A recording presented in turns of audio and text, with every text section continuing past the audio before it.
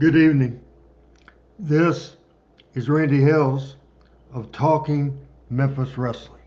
Our program today is dedicated to the memory of Bobby Horn, known worldwide as Sir Mo of Men on a Mission. He was a member of the September class of the Memphis Wrestling Hall of Fame. Bobby Horn was born in the Carolinas on April 13th of 1967. He passed away on October 19th, a few days ago, at 58 years old. He passed away in Dallas, Texas. Debuting in Memphis as a part of the Men on Mission in 1993, he wrestled in the USWA. He also wrestled Power Pro Wrestling. He wrestled all over the world, including in the WWE.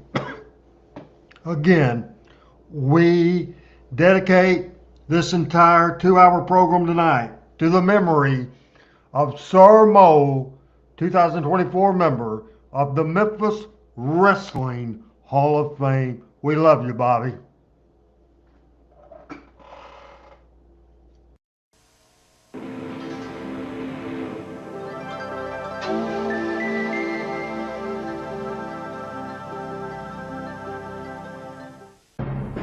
Talking Memphis Wrestling with Randy Hales is now streaming live on Fun Media at fun927.com and is always on Facebook, YouTube, X, Twitch, and at tv5wrestling.com.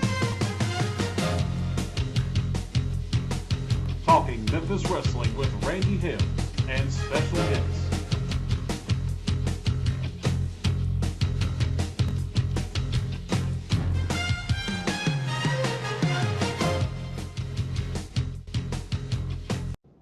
Hello again, everybody. It's Randy Hills, and this is Talking Memphis Wrestling, dedicated to the memory of Sir Mo, and I am Randy Hills, and we're ready to rock and roll, and Ben is in the house, and so is James, and Thomas, and PJ.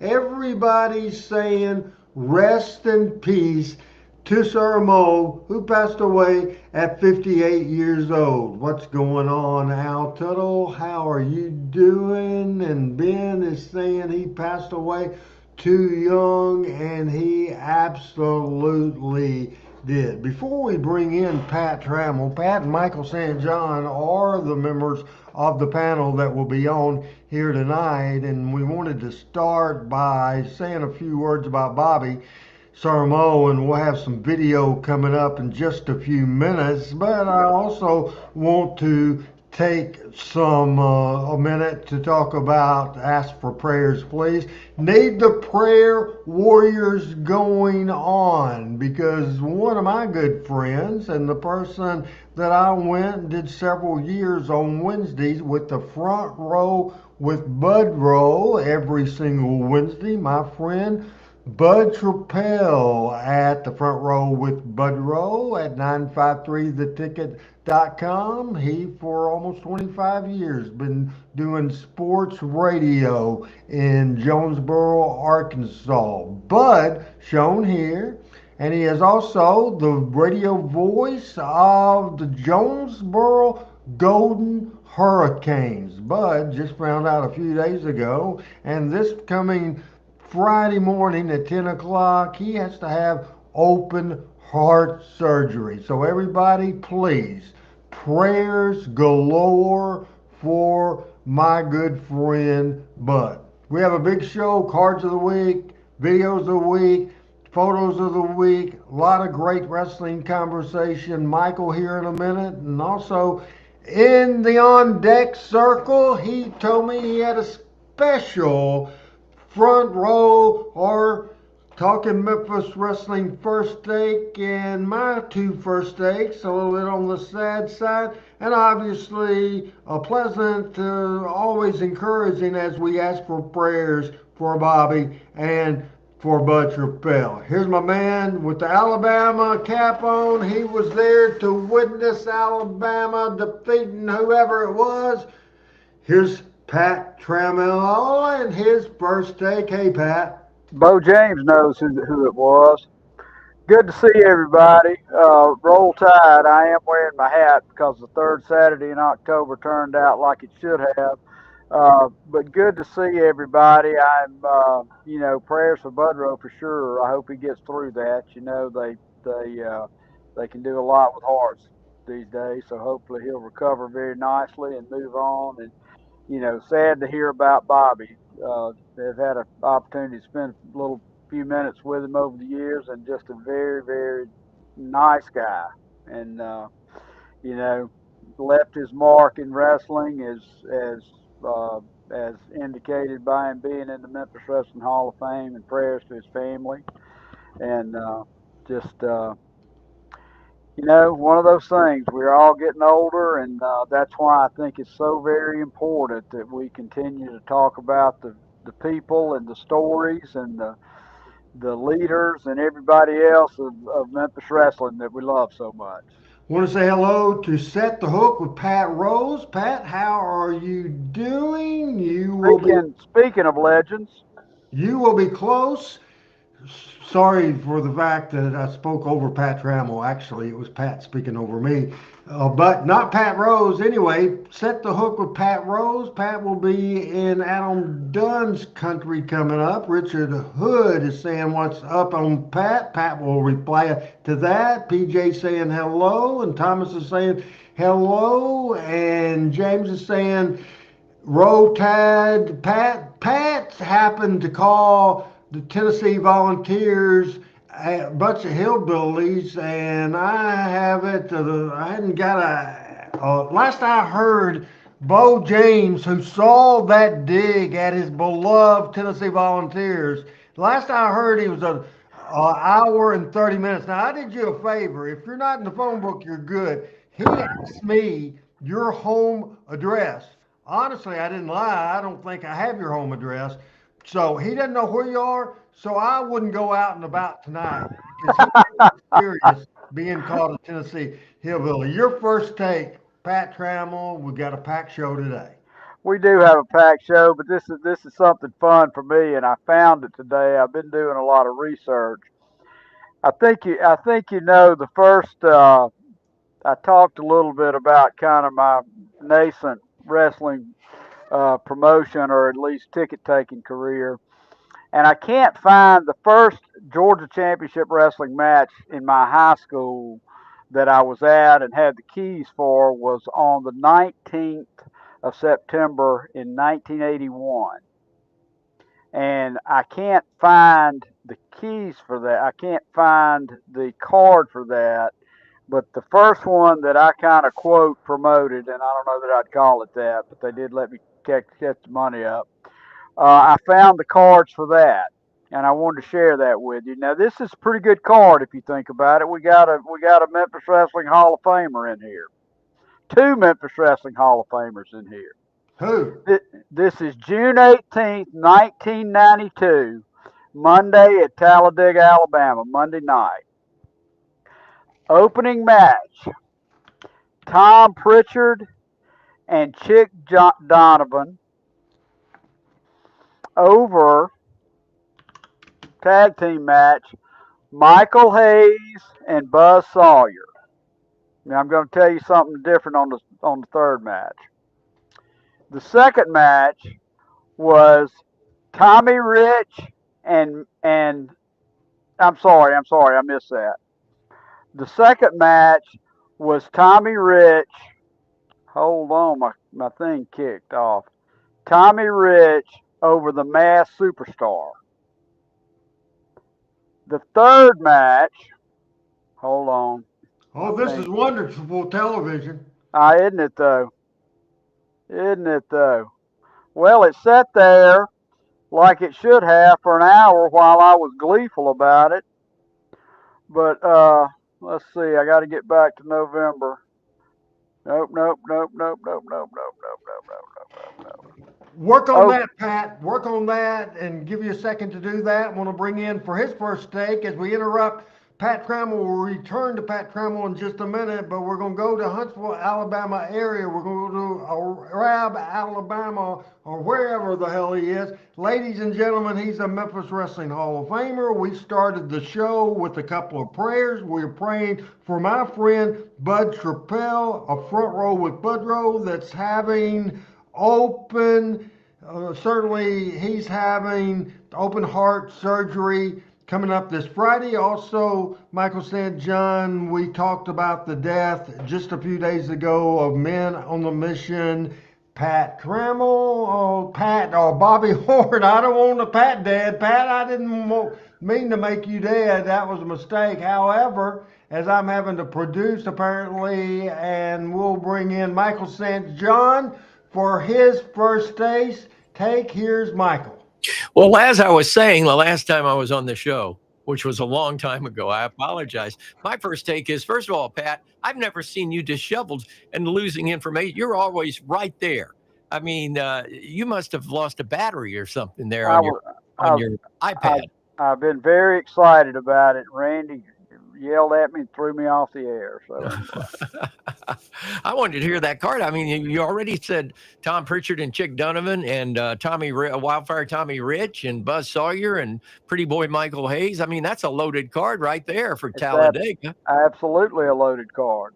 Can you go ahead and read it all now, or you got it back? I got it back. And I took a picture of it. Okay. Okay, we have Tom Pritchard and Chick Donovan. Michael Hayes versus Buzz Sawyer, Tommy Rich versus the Masked Superstar, and the headline match is not what it says here.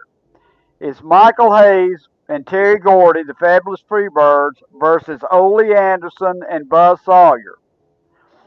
Buzz was too torn up to wrestle again, and Ole was really mad. So Chick came in on a hot tag and wrestled with Ole. It sounds like Buzz Sawyer was getting buzzed. Yeah, Buzz was a train wreck. So anyway, Buzz came into the dressing room with a case of beer, and he got the first match out of it, but then that was the end of that. Oh, my goodness. Well, Buzz was drinking that beer to calm down everything else he had taken during the day, I'm sure. Probably true. But anyway, that was a special day for me. That's a big card, and that was 92, right? 82. 82. June of 82. That's fabulous. That's to get the Freebirds in Talladega. That's a good. How did it draw, Pat? What was the draw on it? I think we drew about 800. About 800. That's Yeah. pretty good. Yeah. My first take is I got to take and you guys already know this because I sent you pictures. But I got to take my grandson Joshua, who is upstairs right now. He'll probably be on before the night's over and come down here. But I got to take him to his first ever college football game, just Papa and him and my daughter Brittany. And Brittany was all geared up for LSU. And, of course, Papa had his Vanderbilt on. And Joshua, believe it or not, had a black shirt on without the V. And we saw Vanderbilt beat LSU for the first time in Nashville since the year before I was born, 1950. And the first time now they're in the top 10 since 1947. So I told Melanie all day, all week long, I'm wearing Vanderbilt themed gear. And I had this over because it was a little cool outside, but I've got my Vandy gear on and celebrating. It could be short-lived because they play Missouri and game days at Peabody's campus at Vanderbilt on Saturday, so that's normally a jinx. But for right now, we're celebrating. Alabama, the Alabama game, Pat, were you at the game? I was at the game. The game ended at the end of the last play, the first half, was the end of the football game when Alabama intercepted a Tennessee pass at the goal line and ran it back 100 yards.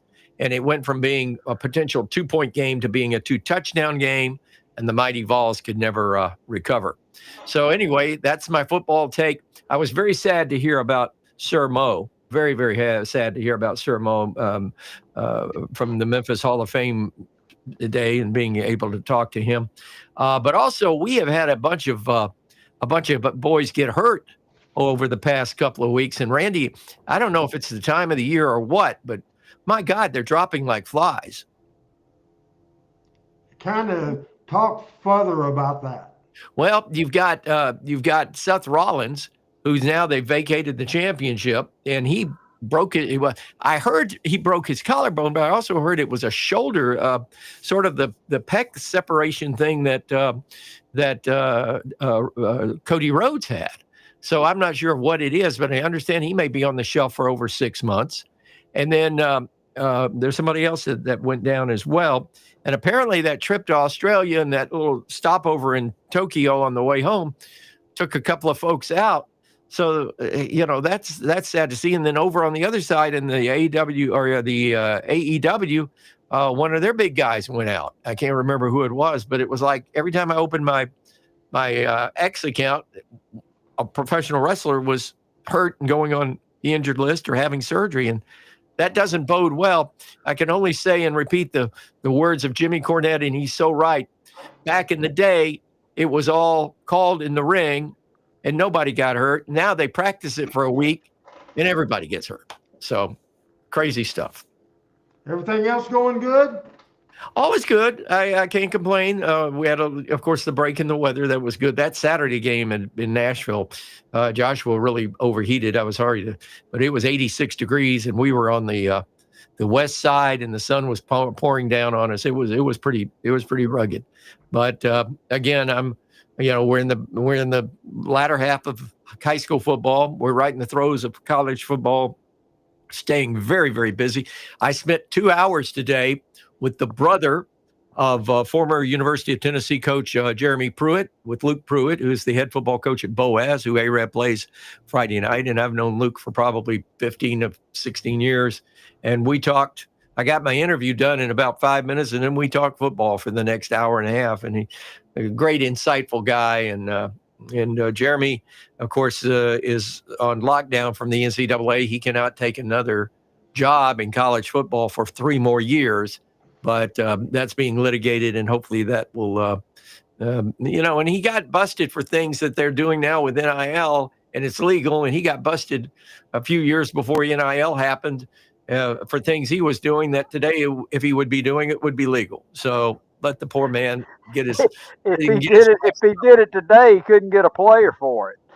That's true. You can't buy players for McDonald's Happy Meals, can you? No.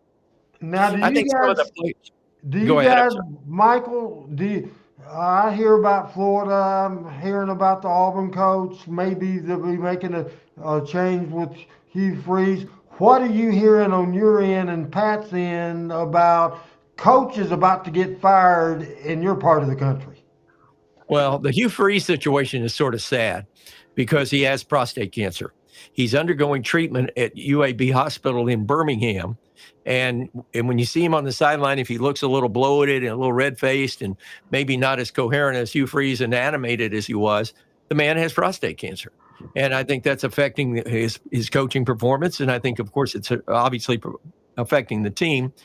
I don't like this crap that we've gotten into where we're changing high-profile coaches in the middle of the season. I think, number one, it sends a signal that you're waving the white flag on the rest of the season. I mean, you're giving up on the season. For James Franklin, who was the coach at Vanderbilt before he took the Penn State job 12 years ago, he took his team to the national championship game in January and was a couple of plays away from winning the national championship. And 7 games into the season this year, he's expelled, he's out, he's fired at Penn State. To me, that is ridiculous. Now, if a coach is doing something that he ain't supposed to be doing, like Bobby Petrino and his secretary on the back of a motorcycle in broad daylight, I understand that. But I don't understand why, just because of a losing record or just because your fan base is so avid to turn on you and, what have you done for me lately scenario, I think it's ridiculous. And if I were younger, or if I were in that profession, I would certainly think twice about being in a profession that works in that way. Now, Pat, I wanted to let you deal with what Al Tuttle, our buddy Al, says these buyout for coaches are out of control. And if my buyout was like some of these guys, which is over $50 million, sometimes more than that. Pat, what's your opinion on the buyouts for coaches, and do you think they're out of control? Well, they're obviously out of control, but I mean, it's what the market bears. I mean, I agree with Michael, particularly with James Franklin. I mean, and what that did is that turned everything up. That got Billy Napier fired after winning a football game because Franklin is the hot commodity, so they'll want to hire him. So if you've got a high profile job he might be interested in, like Florida, and if Lane doesn't come, they're going to James Franklin. They get rid of him. But I mean, it's hard to imagine the money that coaches get now. But there is so much money generated by college football.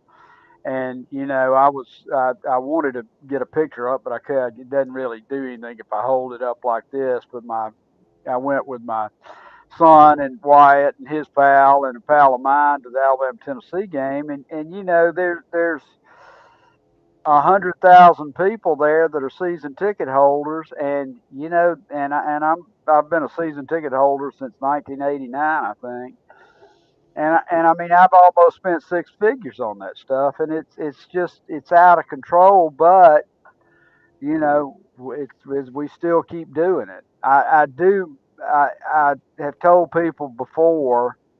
I wish I could find myself a Division III team close that I could just live or die with on Saturday afternoons, like it used to be. But it's gotten to the point. I'm 62 and in relatively good shape. But there's a 250,000 people on the Alabama campus for a football game, and half of them don't go to the game. They're there for the party, and it's that way in a whole lot of SEC and Big Ten stadiums. So it's just what the market will bear, but it does take some stuff away from it because coaches aren't married to universities like Coach Dooley was at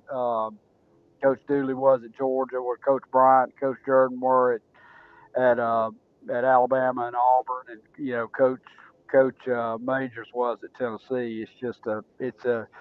It's almost like changing territories. That's a good way to put it. That's a great way of looking at it. And you mentioned there are two things. First of all, the players aren't married to where the university is either, because That's true. on the Alabama roster, name me one player that was born and raised in the state of Alabama from the time he was in his crib until the time he hit the football field at Bryant-Denny Stadium at Saban Field is playing for the University of Alabama. There's not any. There is some wishful thinking going on the internet. I will put this on the camera so everybody can see it. I don't know, but that's the national championship field. All right. And that's what we'd love to see. I'm for you. Those are two programs that would never get there again. I will say this, and I want to say that, and then we can get to wrestling. But let me say this about college football. Go ahead, sir. No, go ahead. There are, and I had a former college coach, tell me this many years ago, and I live by it, and I believe it. There are 7 blue bloods in college football. 7, only 7. There's one king of the hill, and that's Notre Dame. After that, the 7 are Southern Cal, Texas, Oklahoma, Alabama, Penn State, Ohio State, Michigan. The rest of them are pretenders. The rest of them are pretenders. They want to be wannabes and all that stuff, and they throw money at it. But those are your blue bloods. Those are the top jobs. Those are the ones that come with the prestige. And once you have that job, if you get fired or lose that job, you never have to work again in your life. I'm ready for wrestling. All right, folks, we showed on the Randy Hill show a very interesting video, Pat, when we were with everybody, and Michael was, happy birthday to you, happy birthday to you, happy birthday last Monday to Michael St. John. Happy birthday to you. Michael St. John got some. Mikey St. John got some. Michael St. John got some cake and ice cream last Monday night. Happy birthday to you. You thought I was going somewhere else, but we talked about the Dream Machine last week. We have one of the classic things of all time. It's lengthy. It's 9 minutes, 11 seconds of the Dream Machine. You guys and our audience gonna laugh your ass off and be amazed at one of the great angles in 1981 in Memphis wrestling history. This is when Jerry Lawler got some. He got some Dream Machine with the little feathers. As we watch that video, if Adam can play it, if not, I will. Another first round TV tournament match. This one also one fall, 15-minute time limit. Introducing Michael, did I make you nervous? 12 pounds Nightmare. No, I knew where you were going. I was going to agree to it. At 232 pounds from Memphis, Tennessee, the King, Jerry Lawler. Now, guys, watch this match. What TV match. Nightmare, and I'm 99% positive this is Ken Wayne. Ken Wayne and Jerry Lawler. I was a fast forward, and my original thinking was to the angle. This damn match, Michael and Pat, is so good. Some of the stuff, well, most of the match is untypical for a TV match. That this sucker is just so good. Michael, we got you. Michael can take a little leave of absence. I guess he's mad at me for pulling that joke. It was a joke, Michael. It was a damn joke. Anyway, Pat, this is a hell of a match. Yeah, I've seen this before. I think it is Ken Wayne, and I never really, I never know why Ken never got more push. And Frank is thinking this is Danny Davis. I did a show, Randy Hill show, and played this on there, and the audience thought it was Ken. It's either Ken or Danny, and maybe Adam was telling me who it is. Hold on. No, he is not telling me. That message is from Michael St. John. Adam, you know who the hell this is? Adam is still on producer. I think it's Ken. Some people think it's Danny. But everybody, send the clip to Ken or Danny. Send it to Ken and ask him. I don't have Ken Wayne's phone number. Are you ready? Danny? Yes, but he's probably in bed at this time of night. The only reason I think it's Ken because it looks like he's got black hair.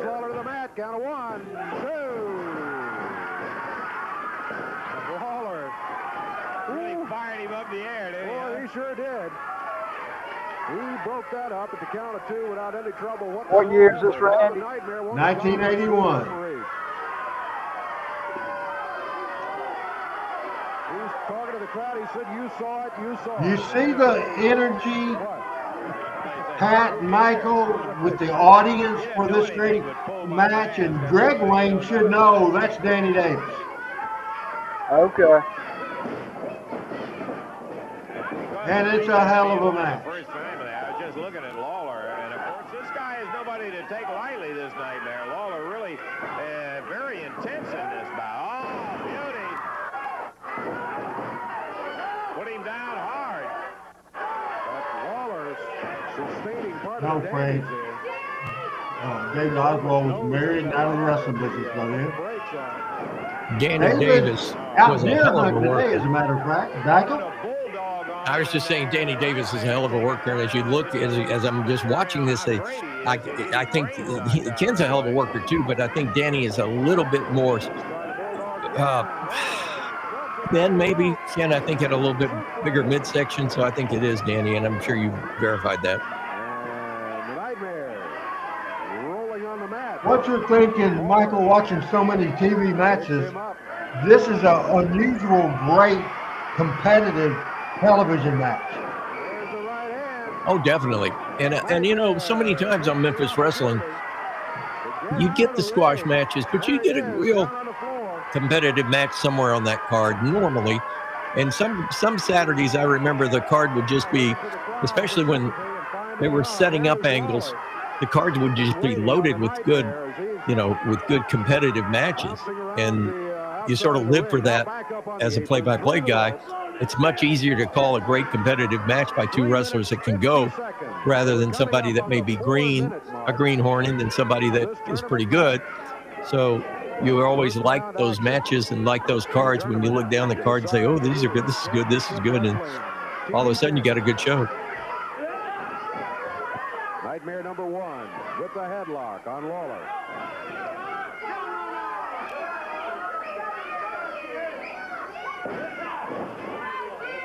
Coming up in our next segment, we will show the debut of Mo and Mabel on USWA Wrestling. That's coming up pretty soon.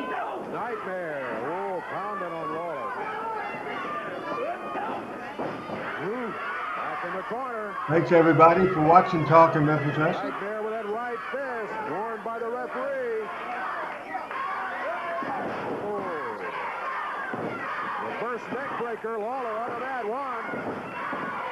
Out of one, he's able to kick out. Kicked out, but he didn't throw him off as he did in that first time in there. So the Nightmare having a little effect on the King.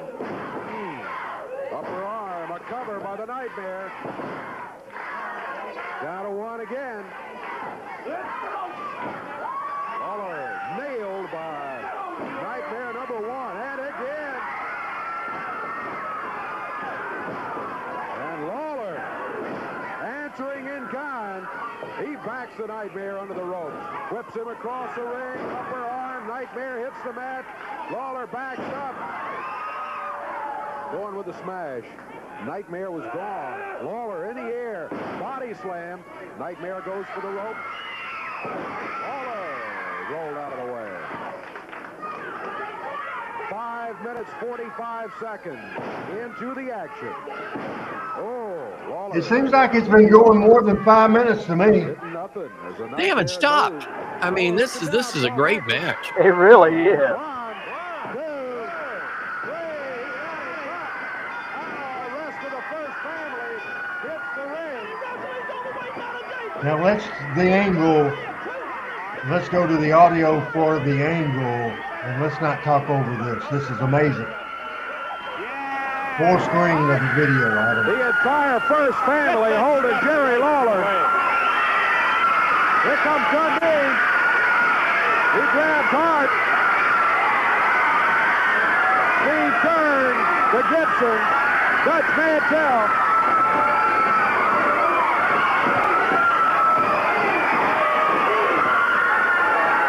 And the first family now gone except for the Dream Machine. Dream Machine still there. Dundee telling the King about the box that Jimmy Hart brought in here. With whatever's in there. Dream bails out of the ring. Lawler out of there after him.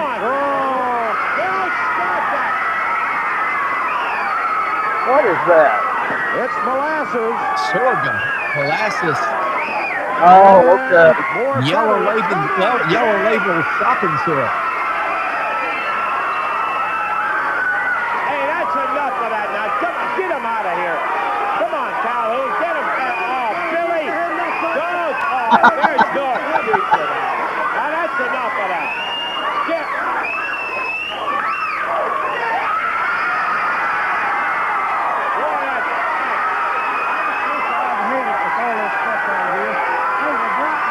Hard in the first family is fined $500 for bringing all this junk out here.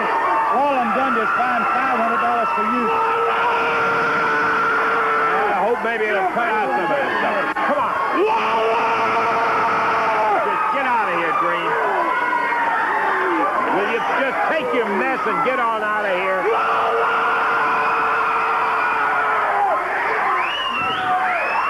If you've got any stinking guts in your body, Lawler! Come on, Green. Come on, get out of here. You have all of him you want. Boy, that's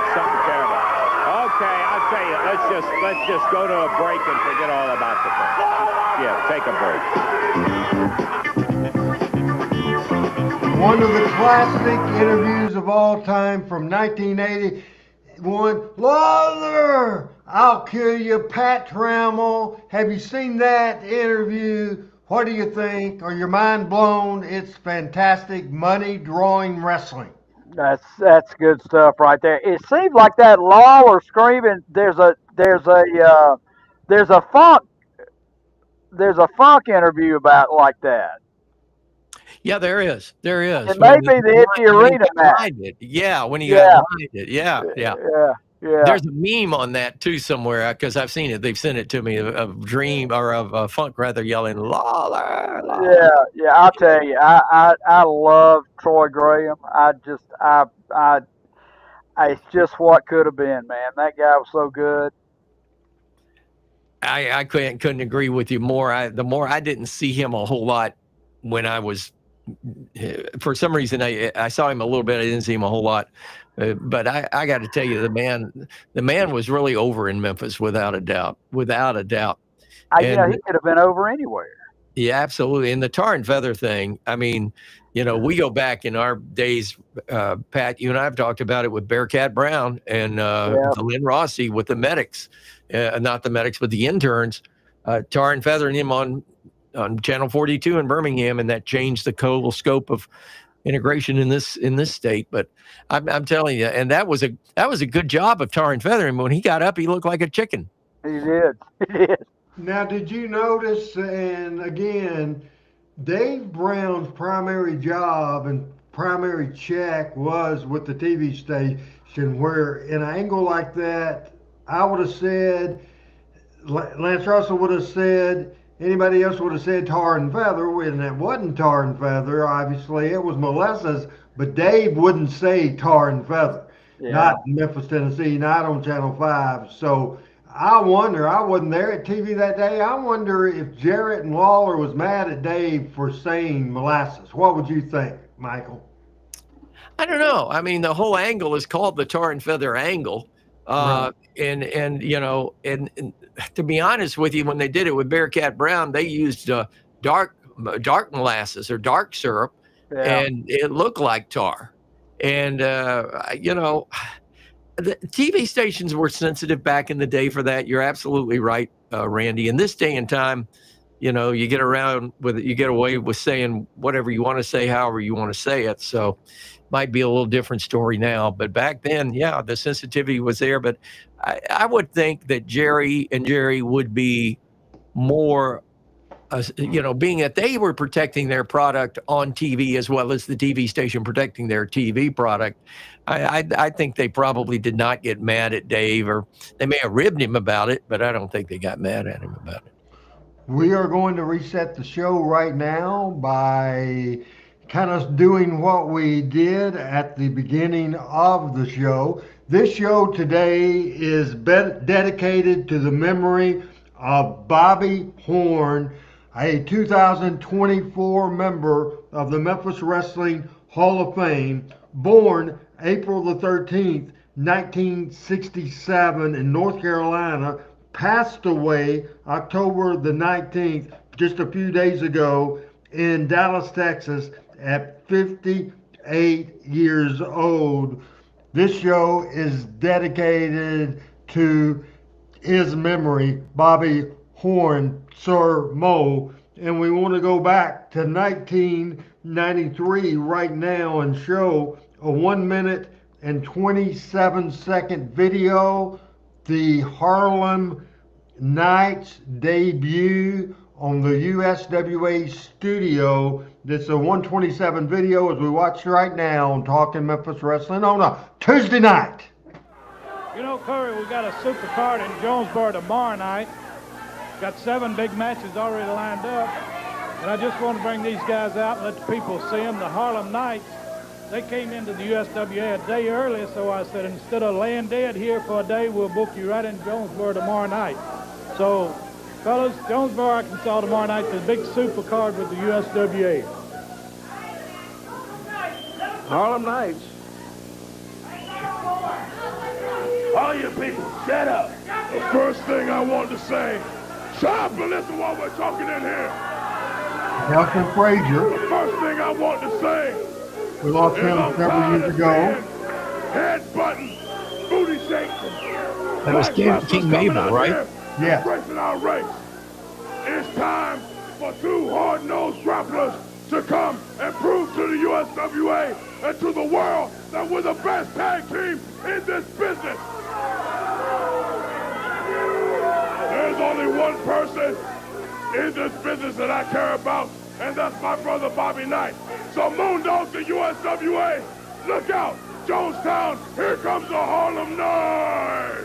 Well, that's the Harlem Nights, and this proves it's going to be a big night over there Sunday night. Jerry the King Lawler, Jeff Jarrett, Eddie Gilbert, all the big stars be right there, including the Harlem. All right, Pat, your comments about that interview, a lot more Nelson than Bobby, but a good interview and a good debut in 1990. What did I say? 1993. A lot of heat out of the chute there for sure. Michael? I was taken back. I've never seen that interview, by the way. I was taken back by Eddie Marlin being on set and and promoting and selling. You didn't see that. Eddie was the voice of authority. He was, quote unquote, the president, the general manager of the USWA, CWA. And Eddie would only be on camera when there was things of the nature of the affecting the USWA or CWA normally. So to see him out there pitching and then staying out there to make sure everything got said that needed to be said, just a little different for me to see. I'll educate you on this, that in the Channel 13 days, maybe the early days of the Channel 5 days, the out-of-town segment every week was Eddie Marlin and Dave Brown. Every week. Okay. Well, see, then that I didn't. Being in Nashville, I normally didn't see that. For sure, but very interesting video and a good debut, right? Absolutely. And Sir Mo, I mean, you look at how big Mabel was, and meeting Sir Mo last year and seeing how big he was. Those for that day and time were two mammoth individuals in the ring. Yeah. All right, now this is the point. I want to tell everybody that our producer, Adam Dunn, is on vacation. He's still working, but he is in the good old Smoky Mountains of the great state of Tennessee. That's where Adam Dunn is, and so he has a little shaky internet connection, so I really don't know what he can do and what he can't do. And he started out not being able to do much. Then lately, he's pretty much running the technical side of the show, and we are going to go with photos of the week, which is our third segment on Talking Memphis Wrestling. Big show this week, everybody, that I certainly think you will enjoy. Right now, I want to start, and if Adam, let me know if I need to do it, but we want to start with the very first picture that we have up there. It's 4730 as we're looking for that. And here is Michael St. John, then Pat Trammell, to talk about this hell of a picture from Kayfabe Classic Wrestling. And here's Michael St. John to talk about this young man. Yeah, that's Lynn Rossi, and that's a great history of Lynn. As you can tell, one of the best physiques in all of Nick Goulas's and Roy Welch's territories ever. I mean, there's a shot in the middle there of Lynn after it was in his 60s after the car wreck, and he was still very well built. One of my favorite possessions I have a video of a wrestling show out of the Liberty Network in Chicago, where Lynn Rossi is in the match with Kowalski and holding his own. And Lynn, of course, in the lower middle section, the elongated photo was when Lynn was actually doing the commentary for Nick for about a cup of coffee. And that's Jerry Lawler and Sam Bass, I believe, on either side of him. if I'm seeing correctly. But the two shots that I see there that you would see on TV when they promoted Lynn was the bodybuilding shot right below the big one at the top when he looks to be like 18 years old. That was a shot you'd always see of Lynn. And then the lower left-hand corner, as I'm looking at it, you see that on TV. And, of course, when he was tagging with Bearcat Brown, the tag team shot up at the top. But a tremendous wrestler. And, by the way, down in the lower right-hand corner, that's Lynn Rossi and the amazing Tex Riley, his original partner. Now, Pat, I want you to look at your screen. Richard Hood asked Michael this question, but since you've been there, I wanted you to answer this question. So, Pat Trammell. Yeah, Richard asked, didn't Lynn Rossi own a health food store? And he sure did. And what road was that on, Michael? It was Franklin Road in Brentwood. It was Franklin Road in Brentwood, leading from Franklin and Brentwood into Nashville. And I went by one afternoon, probably 3 or 4 years before Lynn died, and walked in, and I stopped just on the off chance he was there, and I had never met him, but I think I spent 3 hours in there, and that's 3 hours that I will forever, ever be thankful for. And downstairs, I've got some Lynn Rossi vitamins that I saved with my classic books and the things that mean a lot to me. But, Lynn lived into his 80s, late 70s for sure. And we were goofballing around, and he was showing me a couple of holes, and he got me in a headlock, and he squeezed down on it. And, he was still working out up until, the end of his life. And such a great, great guy. Now, Michael, one thing I wanted to ask you, because I grew up on the Memphis end, something that I always heard is opposite what James Davis is saying. He says, and Michael, you and Pat would know much better than me, James says Joey, Lynn's son, was a decent wrestler. I always heard that he was not a good wrestler at all, but he was better than George Goulas. We'll let Michael be the expert, because I'm not with Joey Rossi. I don't think I ever saw him wrestle in my life. That'd be a photo finish as to who was the worst wrestler. I'll be honest with you. Joey had a condition called a fat tongue, and it prohibited him from speaking plainly, and that caused him. And he was unlike Lynn, who was always built and suave and just in the tip-top shape. Joey wasn't. Joey was on the pizza diet. Right. And that was probably part of the issue too. But unfortunately, I will say two things. Number one, Lynn Rossi overcame a horrific car wreck, a single wreck. Coming home, he fell asleep at the wheel. And I think and correct me if I'm wrong, but I think he was coming back from Birmingham. Bo James would probably know. I think he was coming back on a Monday night from Birmingham and had the crash down around Columbia, Tennessee, if I'm not mistaken. And at that point in time, the interstates were not finished, so you were off and on the 4-lane interstate projects. But that's number one. And then number two, Joey lost his life at a fairly young age. I think he was in his 40s, late 40s, mid to late 40s. And I had talked to Lynn after that happened a couple of times, and Lynn was not himself after he lost his son. And for anybody that's lost a sibling, a son or a daughter, I've always heard my grandmother on my dad's side lost 4 in her lifetime, and she always said that you never get over losing your children.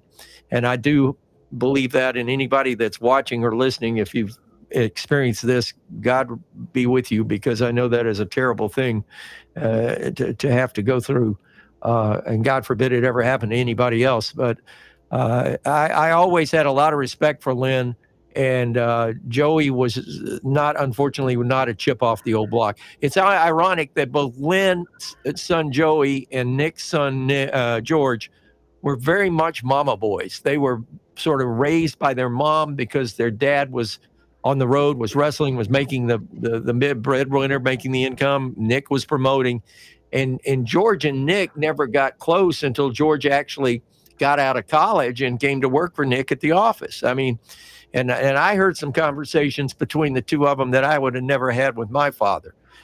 because of it. But but they did, there was a respect there. But they were both raised by their moms, and that may have had something to do with how their career in the wrestling business ended up. I don't know. Next You know, picture, Adam Dunn. As we what? go. Let me say something Okay. about. Let me say something about Joey Rossi, though. He died at age 51. But Joey was an alderman, which would be a city councilman, for the city of Nolensville, Tennessee, for a long time, and was responsible for a lot of development of that area. And I think he was part of the group that got the town incorporated, and he really served the city there well. And it was he was really a fine citizen. I was aware that he was in politics, but I didn't know it was Nolensville. But that area is really exploded Yeah, in the recent yeah, times. yeah. Next picture. On Talking Memphis Wrestling, Pat Trammell, Michael St. John. I am Randy Hales, and Michael and Pat, we're having issues with Adam, and he's in East Tennessee. We're looking at picture 4739, looking for that, and there we go. This is a very interesting picture with the Southern Heavyweight Championship, and this is Jerry Lawler and Sam Bass. Quick thoughts, Pat, of Jerry Lawler and Sam Bass. I wonder, and it'd be interesting to have a conversation with Lawler. I know Sam meant a lot to him, but I tell you what, all that Lawler was as a personality, although I think those close to him will say that's just basically who Lawler is. You can see a lot of that came from Sam. Quick thoughts on Sam and Lawler and this great picture. Quick thoughts, Michael St. John. Is the guy in the green shirt Mike Krzyzewski, the coach at Duke, a former basketball coach at Duke? It sure looks like him. It sure looks like I didn't notice that. I think you're right. How did he sneak in? And is that Nashville or Louisville? I think that's Louisville. Let me ask a question, and I've talked to Jerry, and I know Randy, you have too. When Sam died, that really took a lot out of Jerry. I think Jerry, of all the folks that have passed in his wrestling lifetime, I think the one he's taken the hardest has always been Sam Bass. Am I wrong about that? No, you're completely right. And as I tell this next story, let's lose that picture and come to us on screen or me on screen. This is fine. The 3-shot is fine. Eddie Marlin used to always tell the story. By the way, I don't think Randy West, I hadn't seen him say hello today. If he is watching, hello, Randy West. This is a story that Eddie Marlin always said, and he talked about this a lot. And the Saturday following the Monday where Sam Bass was killed, Jerry Jarrett was not at television. So he sent the TV down with Eddie Marlin, and Eddie Marlin was running the TV. And so one of Eddie's responsibilities was go up to the wrestlers and tell them what was going on, and that sort of thing. And Eddie went up to Lawler and said, "Hey, Jerry." So Jerry Jarrett said to tell you that the people now, you're our hottest heel, but you're the biggest babyface in town. You lost your close manager, and they know y'all were close. And said, so in your match today, you need to go out there, not give your opponent anything, not sell anything, eat them up, don't give them anything, get all the heat you can get. And Lawler looked at him puzzled. He said, "Are you sure you want to do that, Eddie?" And Eddie said, "That's what little man wants you to do." And he said, "But you're my opponent," to Eddie Marlin. And he said, "That's what Jerry wants you to do." So that's a story, and that's an interesting story that not many people that do Memphis wrestling themed shows would know. Absolutely. But still, good story. What did you think, Pat? I tell you what, it's those nuggets that you kind of see on the inside that that's why we're here. And Michael, you kind of brought it up by not knowing where I was going, but asking me, say, man, this affected Lawler. And it not only affected Lawler, it affected the entire territory for sure. Very interesting situation. And let's take a look at the very next picture after Lawler and Sam, 47-40, if we could see that. Great Scott! It's big. Jack Eden, the voice of Television 5 Sports, the voice of the Memphis State Tigers when it was Memphis State, a homer as no other. Holy Scott, it's big.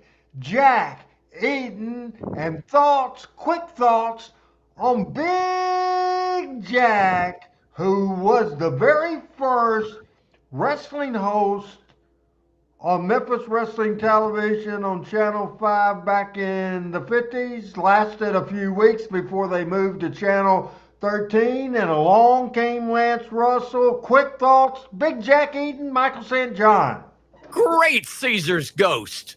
That was his catchphrase. If there was a big touchdown play or a big play, he'd describe it, a dunk in basketball. You'd hear him go, Great Caesar's Ghost.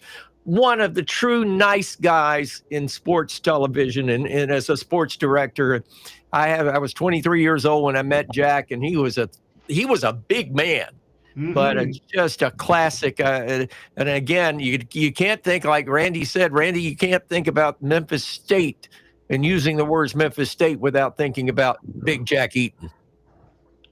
Adam Dunn just put us a private note on this on our private message. He says he has Jack Eaton's autographed book, and Jack was great, and he was a classic. He used to come on Monday nights in between the 5 o'clock and the 10 o'clock and he brought his camera to shoot video of the action to show on the 10 o'clock news.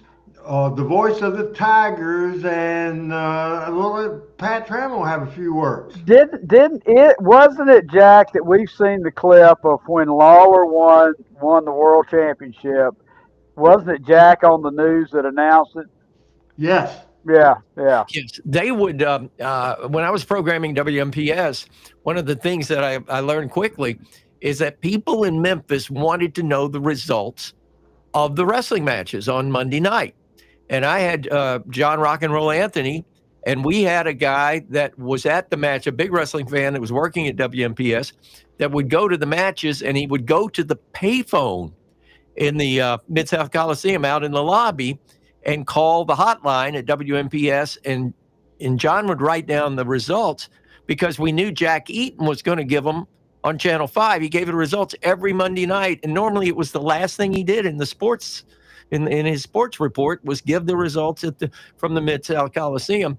And that would also beat the Memphis Commercial Appeal and the Press-Simeter, who would have the results the next day. So it was a programming element to give wrestling results on the radio and on TV in Memphis, Tennessee. It was always in the Birmingham paper on Tuesday. Right, but we didn't give them on ERC or Kicks 106, and WSGN didn't give them on Monday night. It was big, but it wasn't Memphis big, if you know what I'm saying. But you're right. The Birmingham News and Post-Herald always had it the next day. Yeah. 47-41, hell of a picture, and we got at this point throughout a lot of material to go, so we need to have quick takes as we look at 47-41. This is a classic, Pat Trammell. Lawler must be standing on a box. I don't think he's that tall. Any other thoughts? No. Michael? It is a classic. Look at the expression on Lawler's face. I agree with Pat, though. Either Andre is stepped down a step, or Jerry's standing on something, because Jerry, knowing how tall and standing next to Andre, that 6 foot is, in my picture, and Jerry's about the same height as me, I would come to about his elbow. So I think. Again, but that's in the that's in the back of the showers at the Mid-South Coliseum, is it not, Randy? I don't think that's the Mid-South Coliseum, but it could be. It could be. I know when Lawler wrestled Andre the Giant, he never wrestled him in Memphis, but they were on the same card. He wrestled him in Louisville.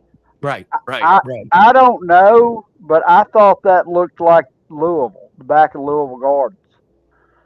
It needed a paint job wherever it was. Yeah, by the time I saw the building, either whatever the building was, if I saw it, I don't remember the building looking like that. And Richard asking how often Andre would come into Tennessee. He probably came to Memphis 2 or 3 times, not a whole lot. As we take a look, and we'll ask Pat Trammell who this is, because this is not one of the typical pictures we show on Talking Memphis Wrestling, but I thought it was a great one. This is, I will tell you, it's from the Olympic Auditorium in Los Angeles, California. The ring announcer is Jimmy Lennon. And who is this wrestler, Pat Trammell? Is that Classy Freddie Blassie? You won the pony! Hey! And Absolutely.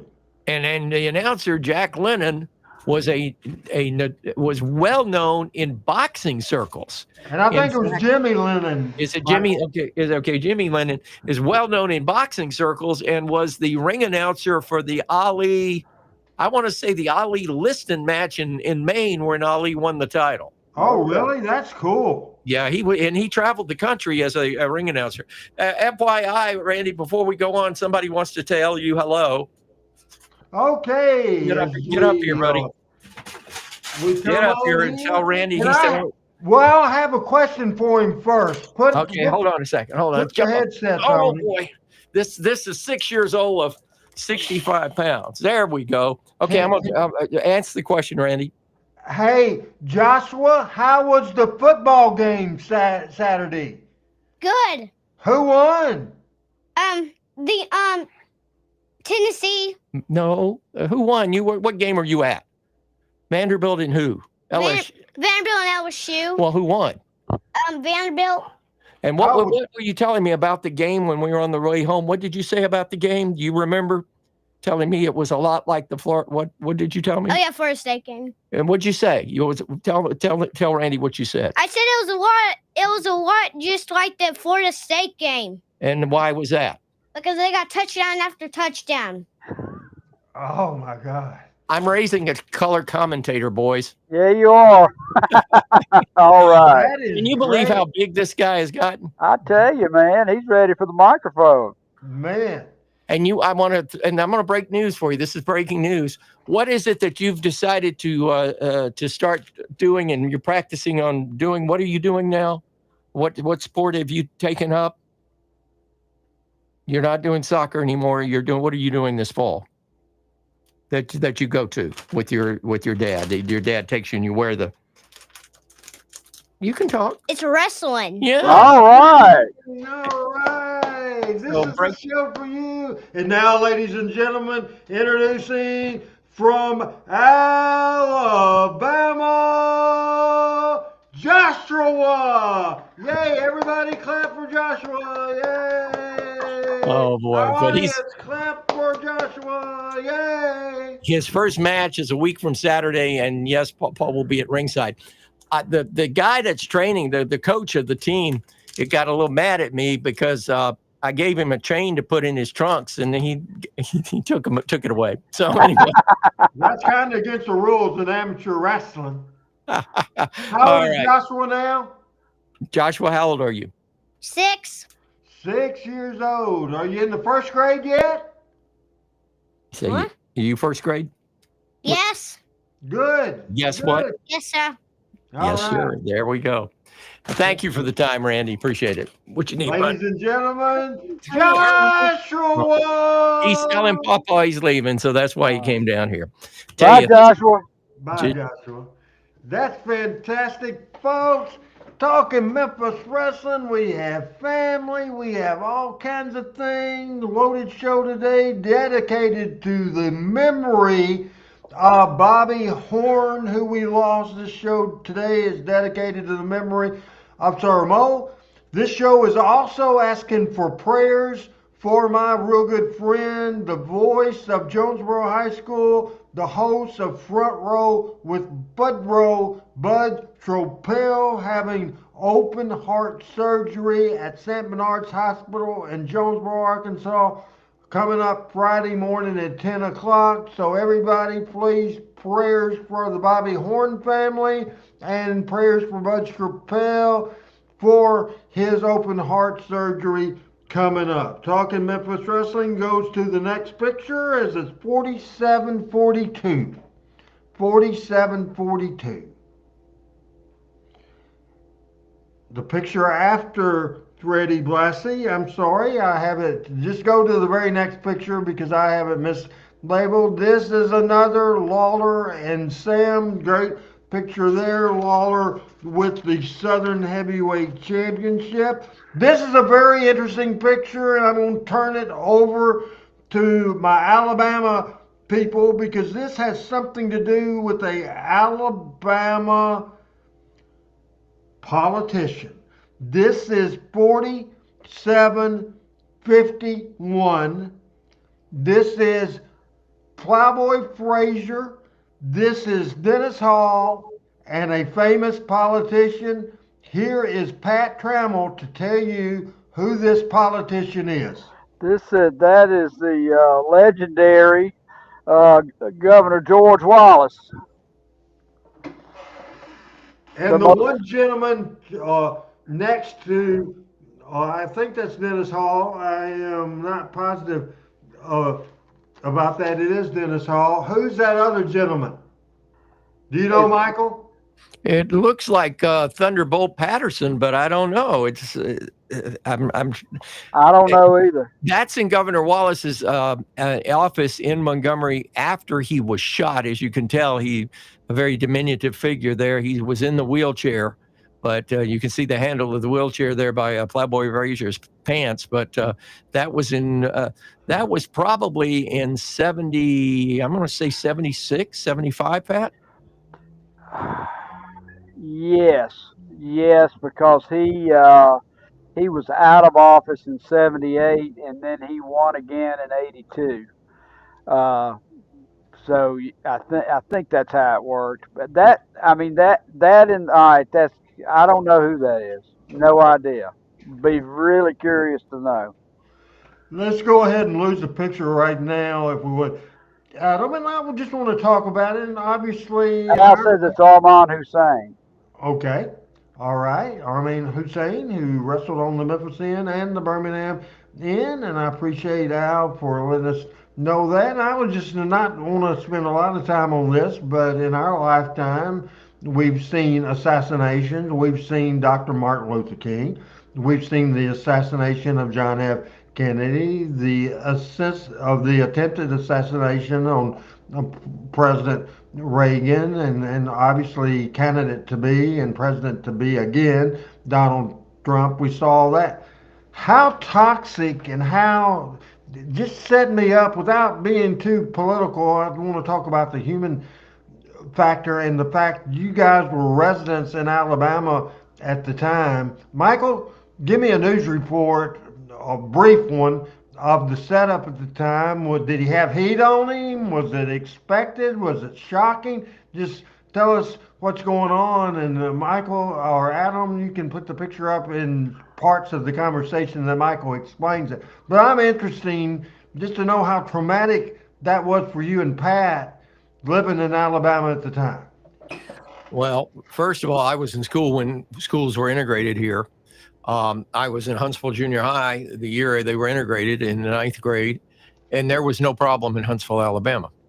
There were some demonstrations, peaceful, but this city was sort of the antithesis or the anti-side of integration in Alabama, in that Huntsville, as it grew, didn't grow with people from the South and Alabamians. It grew from people coming from other states and even other countries to build the rocket and space, the space program here in America, with Werner von Braun and his German counterparts that were brought over from the Nazis and put here in Huntsville and protected and lived in peace, and everybody. And then all the people that I went to school with were from Seattle, were from the DC area, from Cleveland, from Quantico. There was no problem. There was never any problem between that I witnessed in any of my high school years or in my college years for about integration. The biggest problem at Huntsville High were the kids that smoked and the kids that didn't smoke, and the biggest fights were in the smoking court. But it wasn't black white, so it's hard for me to identify with that, being it was not happening right here with me. But I do know that Governor Wallace, my grandfather, who I worship and adore, in 1960, when Governor Wallace ran, my grandpa was his Madison County campaign chairman. And when Governor Wallace took office, he got beat the first time around by John Patterson, whose father had been murdered in Phoenix City, Alabama. He was an FBI agent, and John Patterson defeated Governor Wallace, and John Patterson was a stronger segregationist than Governor Wallace. Governor Wallace then got his rhetoric fired up and got elected in a segregation now here and forever, or whatever the quote was. And after he got shot, he was a changed man. And Governor Wallace, and I firmly believe this, did more for the black population of this state than any governor before or since him, because he gave opportunities for rural black citizens of Alabama in the Black Belt, trade schools, junior colleges. Everybody could go to a junior college and not have to worry about paying for it. He gave schools a boost. And in that point in time, and Alabama's educational system was bad then. It's bad now in comparison to every other state, but it's not what it was then. So I think Governor Wallace mellowed as he got older. Pat, real quick thoughts about your experiences in that time period, as you're a couple of years younger than Michael. Thoughts, how old you were, that sort of thing. Well, I was, my class in school in my hometown was the first one to go first through 12 integrated. And there's nothing real quick to talk about George Wallace and his legacy in Alabama. The only thing I will say is he was very much a moderate in his first run at governor, but George Wallace was about winning elections. The thing I will tell you, George Wallace was last elected in 1982, and he got 78% of the African American vote. Yeah, so from the stand in the schoolhouse door to the champion of the downtrodden, that's what he was about. Very interesting picture and a very interesting situation. I want to finish up real quick as we go through pictures. 1977 was when Jerry Jarrett split from Nick Gulas. One of the biggest money draws, the biggest money draw, I think, and Michael can quickly agree or disagree, was Dutch Mantell and Randy Savage. But Dutch Mantell drew money with a lot of people for Nick Gulas, including this next picture, 47-56. Dutch Mantell there in that picture. And the next picture was a real good picture and real good money feud of Dennis Condrey. Dennis Condrey and Dennis Condrey and let me flip over, and I don't know if we're for some reason it is clicked on, but it is not coming on. And there we go. That is Dennis Condrey right there. And the next picture is the Mantell wins championship right there. And so that's 47-57. That last one. Just quick thoughts. You agree with the fact that Dennis Condrey and Dutch Mantell drew money for Nick Gulas? Michael. Absolutely. Absolutely. The Mantell Savage feud, one of the greatest in the history of the territory. I would have loved to have seen a Dennis Condrey Dutch Mantell match. Dennis Condrey, one of the great heels, especially one of the great tag team heels. You know what he did with Bobby Eaton, the Midnight Express. But my favorite tag team partner of Dennis Condrey is not Bobby Eaton, even though Bobby Eaton is great. Phil Hagerson and Dennis Condrey I Just agree. such a great team. On next picture we'll see, the very next picture, Adam, is somebody. Before you do that, let me mention something on the Hickerson thing. I once heard, and I believe Jimmy Cornette told me this a while back, that the original Midnight Express, they approached Hickerson about it, but he didn't want to travel. He didn't want to travel and ended up with Bobby Eaton. Is that true, Randy? I've never heard that, but I certainly can believe I can believe that. By that point, when the Midnight Express of Condrey and Eaton was formed, that was in the end of 1983. That was the end of 1983, and Phil at that point hadn't wrestled in a long time, several years. He didn't return to wrestling to 1984, but that's very interesting. This next picture, just like the Freddie Blassie picture, is a real good picture. It's 4762, the picture after the article.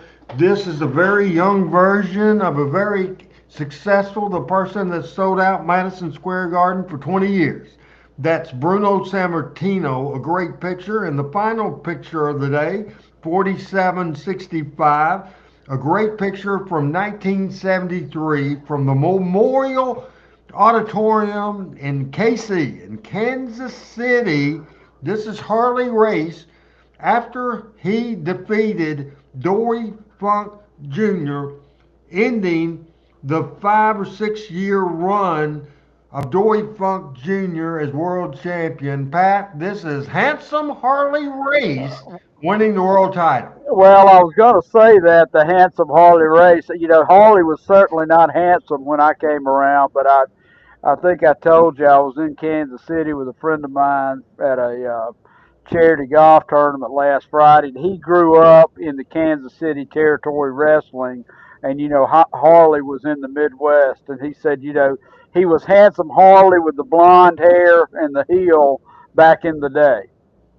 Now, quick question. James Davis is saying, is there a real oil trough, Texas? I can't answer that question, but I can tell you, because it's about 30 minutes from me, there is a oil trough, Arkansas, just miles from where Coach Chris Ellis lives. And so I think that's interesting. And Adam is saying Dutch got it from Oil Trough, Arkansas. So that's a good picture of Harley, Michael. Yeah, it is. When it first popped up, I thought for a minute there it was Buddy Rogers. But you're right. And Harley, one of the greatest champions of all time. Dutch Mantel's wrestling name, he was not the original Dutch Mantel. There was a Dutch Mantel that wrestled out in the Amarillo. A hooker. Yes, a hooker, exactly. And I don't know if we can use that word in proper context in this day and time. A shooter for sure, but definitely he was not the first Dutch Mantel. And I always wondered, back in the territory days, I guess you could do that. You could take somebody's name that was a shooter from back in your territory and bring that name to another territory. And old people would argue that the old Dutch Mantel was probably better than the new one, and vice versa. So, but it was odd that he was the second Dutch Mantel. What I understood and heard Dutch tell this was that there was always a shooter that went around with the carnival, and his name was Dutch Mantel. So it was a carnival thing. They would get a guy up there and say, if you can wrestle him and stay 3 minutes, they'll work. And the guy was supposedly Dutch Mantel. And that's where he got the name. Very interesting story, and a very interesting show, as it's dedicated to the memory of Sir Mo today, as we take a look at that picture of Sir Mo right now, and one more video where Mabel gets fooled by Sir Mo. This is 4 minutes and 44 seconds as we watch that video right now on Talking Memphis Wrestling. Mo out here again. Yeah. Mo, we don't have anything scheduled right here, but yes. Dave, I'm sorry. I don't want to take up too much of your time, but I heard you say something. Well, actually, I saw the monitor. King Mabel's here today, correct? Yeah, he was out here a little while ago. Okay. I don't know if he'll come out here or not, but if he would, I'd like to talk to him. Well, now look, we can't have any trouble out here now. I mean, I know you two guys used to be partners, but lately it hadn't been working too well. I don't even know if Mabel will come out or not. I don't see any indication that Mabel is coming this way, Mo. I'm sorry, but that's apparently just the way it is. Well, if he doesn't come out, I can understand, but I really... Here he comes, King Mabel. Very large King Mabel. Both these guys are big guys. Mo earlier expressing his displeasure with the Nation of Domination earlier in the program. Here is King Mabel, and Mo, what you have some things you want to say to him, or please? I don't know if you can understand this. You've been my partner a long time. We've gone up and down the road, so maybe you'll see where I'm coming from. Through wrestling school, you've always been 6'8", 600 pounds. I've always been, the little short guy that everybody just tossed aside. We went to the World Wrestling Federation. I got tossed aside. We come back here to the USWA. I get tossed aside. I'm always looked at second. Nobody likes to follow behind, and be in nobody's coattails or whatever, and so I kind of got a bad taste in my mouth, and made my attitude changed, and please, okay? Made my attitude change a little bit, and, well, hopefully, I hope you can understand, I've had time to think about everything, the messages on my machine, the times we've talked on the phone. I've looked at the situation with the Nation of Domination. I realized they're just using me. You've always been there for me in the past, and, I guess I can't expect you to be there for me, now or anytime later on, but, I broke the team up on TV. I'm man enough to come out here and say, hey, I got the purple and gold on again. You've been my friend a long time. I want us to stay friends. Can we be partners again? I sincerely apologize for everything. I just hope you understand where I'm coming from.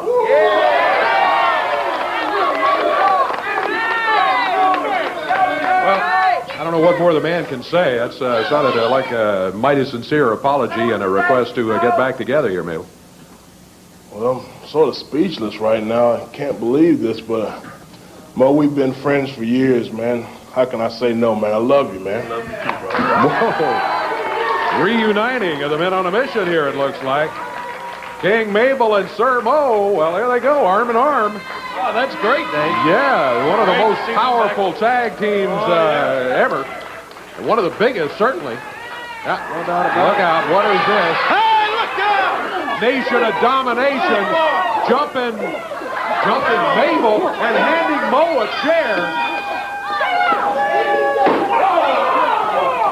That was Mo that hit him with that chair. That is ridiculous. His new partner, yeah. Look at that. That comes down here and bags him.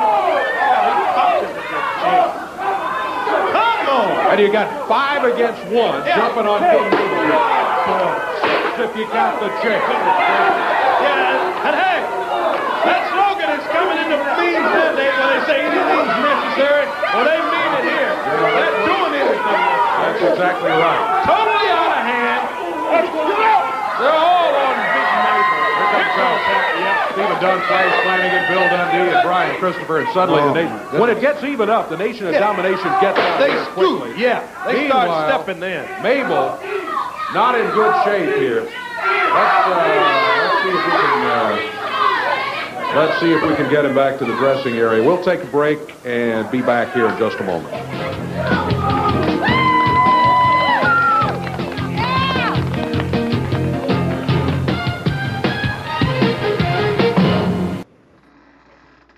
Talking Memphis Wrestling on the 21st day of October as we dedicate the show to the memory of Bobby Horn.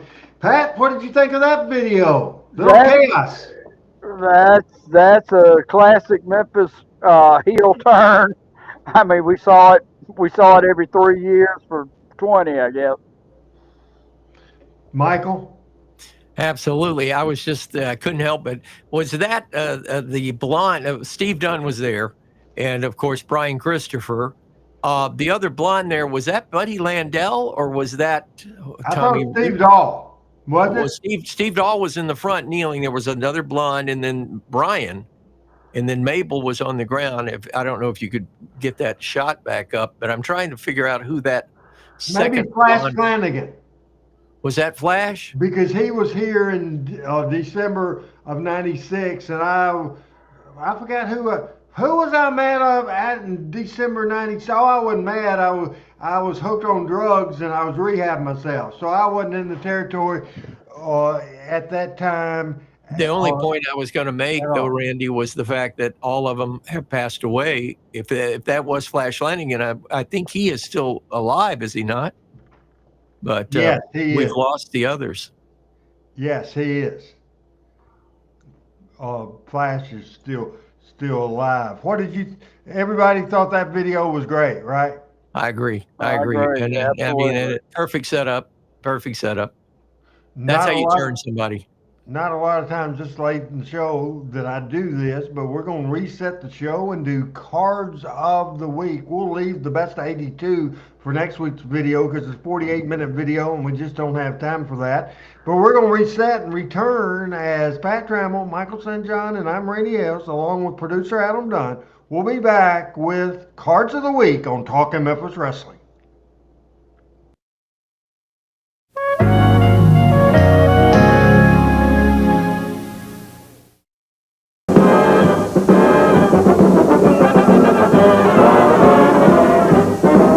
You'll see America's favorite sport on WHBQ television.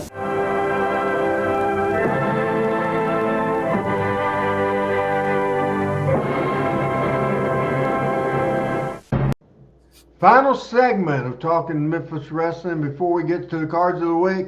Michael, how cool is it, our great producer Adam Dunn, that we plug the hell out of the Fun Media stations and we're live on Fun Media as well as 3 Facebook pages, Randy Hales, Power Pro, Memphis Wrestling Hall of Fame, the Randy Hales channel on Twitch, at RB Hales on Twitter, and 2 YouTube channels. We are all over the place, and Adam has the caption Fun Radio Alabama at WAFN 92.7, fun927.com. Also, you see the other of the Fun Radio media that you can go to. How cool is that to see that, Michael? I appreciate it, and it is very cool. Thank you guys for doing that. I appreciate that. If I can use a shameless plug here, if you would want to go download our app, our app, just go to your app store on your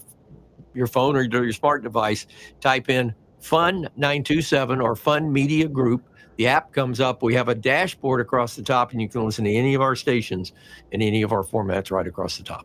That is fantastic. As we're going to get into the cards of the week with 4769, our producer Adam Dunn in the Smoky Mountains, and on some of the stuff it's kind of a little small, and he's able to get it up there. And very interesting situation.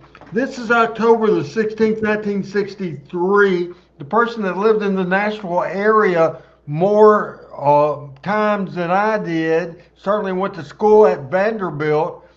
Pat Trammell started his married life in Nashville, Tennessee. However, Pat, I'm sure, was never at the Hippodrome, though Hippodrome was at West End Avenue. This is a Monday night, October 16th card in the year of 1963. But before we read the card, Michael, are you old enough to remember the Hippodrome?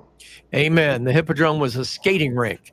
It is on the site. It was on the site of what is now the Vanderbilt Holiday Inn, or I think it's a Holiday Inn Express now, right across the street from Centennial Park at the north end zone of Vanderbilt Stadium. And the Hippodrome Arena in Nashville, Tennessee, 2 top girls and Sailor Moran on the card. Nick would read that card off. I can almost see it in my sleep. But the Hippodrome was, I'll tell you about the Hippodrome. It was very claustrophobic, but it was loud. It was wood. It was just one of those places that when somebody would take a body slam, it would sound like the whole building was crashing in, and it burned. And when it burned, he moved to the fairgrounds. But the world famous Hippodrome Arena, the Hippodrome was to Nashville as the Sportatorium was to Dallas. Very interesting card, and the main event is the fabulous Fargos, Don and Frank against Tim and Randy Tyler. This goes over my head. Obviously, I was 2 years old. Michael, can you answer the question who the hell Frank Fargo was? I cannot, and I'm trying to figure that out. I'm also noticing that the admission to the match is worth $1. I saw that too, yeah. But no, I don't know who Frank Fargo was, but they were still billing him as the fabulous Fargos, and that was Rip and Randy Tyler. I think that says Tim and Randy Tyler. I think Tim Tyler ended up being Rip Tyler, if I'm not mistaken. Carl Kruger versus Pepe Perez. The Black Infernos against Cowboy Bob Kelly and Luke Fields, one of the Fields brothers, Don and Luke Fields. And a ladies match with Ann Casey against Vicky Lynn. So for $1, you saw some great wrestling at the Hippodrome Arena in Nashville. While, by the way, in that old wooden building, you could smoke in it. All right. That's good. Speaking of the building you could probably smoke in, the next video or the next card is 4766. This is in Madisonville, Kentucky. This was October the 15th, 1964. Do you remember, Michael and Pat, if you could smoke in National Guard armories back in the day? You could smoke in Boutwell Auditorium during the wrestling matches. I think back in those days, smoking was pretty prominent everywhere. This is an interesting card. First of all, Michael, remind me where Madisonville is. Madisonville is over in Western Kentucky, over in the area where Murray State University is, Murray, Madisonville. What's the other? There's another town that starts with an M over there. It's part of Western Kentucky. It's west of what used to be the Pennyrile Parkway, which is now Interstate 165 or 365 out of Bowling Green going up to Owensboro. It's west of there.